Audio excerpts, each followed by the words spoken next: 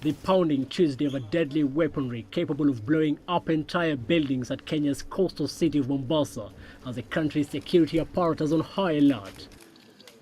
Kenyan and US investigators have traced the vehicle that was to be used in the planned attacks to Somalia. It was not just a normal vehicle.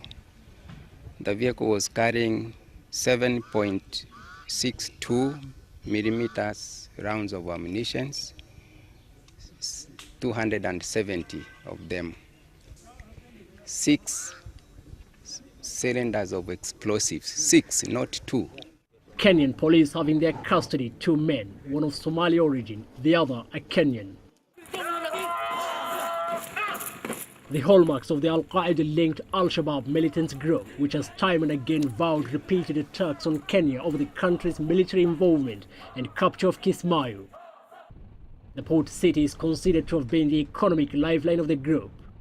Despite taking a beating back home, the Al-Shabaab's ability to stage attacks in Mogadishu and export terror across the borders has introduced new dimension to its operations. Playing meek, weak and defeated, only to stage multi-pronged attacks on its perceived enemies. Aware of the Al-Shabaab's design, Ugandan authorities have since Tuesday directed that all fuel tankers driving through the country operate within specific hours under the escort of security personnel, right from the border with Kenya. That sustained attacks by the militant group have cast serious doubts over claims that Al-Shabaab may be on its last legs. Could this be the time for the region to shift gear in dealing with the Al-Shabaab? And if so, how? Mohammed Hirmogi, CCTV. For more analysis on the AMISOM operations and Al-Shabaab attacks in Somalia, we're now joined live from our Mogadishu studios by Abukar Sheikh Ahmed, a former communications officer with AMISOM. Thank you for joining us, sir. So almost 7 years since the arrival of AMISOM there in Somalia, Al-Shabaab seems able to continue to mount various attacks in the country. Why is this the case? Thank you very much. And first of all, when AMISOM came to Somalia in 2007, the number of the force was a very small number, and they did not have the mandate to attack Al-Shabaab bases. They were peacekeepers, and they were helping the Somalia government of that time to secure the key areas of Mogadishu, including the presidential palace, the seaport, the airport, and other places like that. But from time to time, the UN Security Council was increasing the number of the African Union mission in Somalia and the quality of the equipment they are using on the ground. Then by the end of 4 or 5 years later, then they afforded to launch the offensive first from Mogadishu in 2011 and now to the other far areas like the central regions, southern regions, up to the borders of Kenya and Ethiopia. Now, it's difficult to travel by road there in Somalia and major towns remain isolated. Why is AMISOM not able to systematically push out the Al-Shabaab militants completely? It is not very easy for AMISOM and the Somalia government to push out Al-Shabaab completely, because Al-Shabaab was preparing itself for more than a decade, and they trained a lot of young men, a lot of disparate young men who didn't have jobs in Somalia.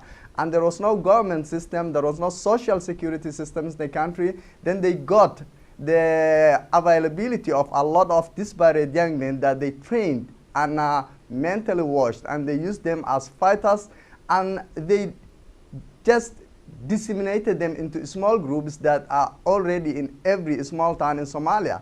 So the Somalia government and AMISOM need first to infiltrate in Al-Shabaab to get intelligence and communicate with the local communities in order to get assistance from the locals, so that they can at least generate the heart of the locals and at least establish a sort of community support from the ground. That's the way they wanted to do for most of the time.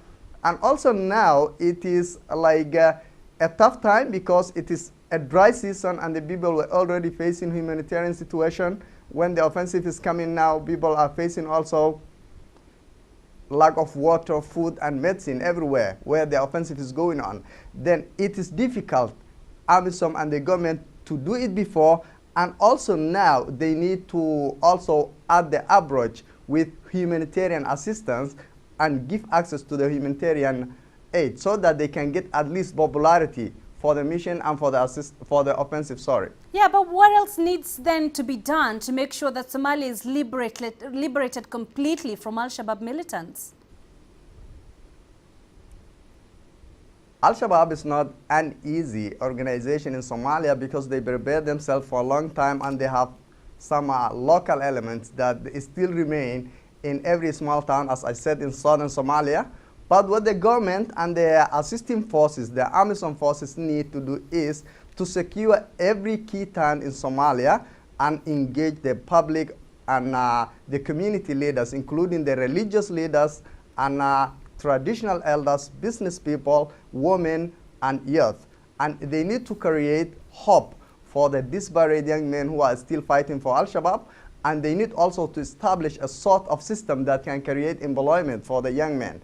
That's the way they can establish a system that can finally take out Al-Shabaab from Somalia. If they don't take all the key towns, then they cannot do it. All right, Abukar Sheikh Ahmed, live for us there in Somalia. Thank you for joining us.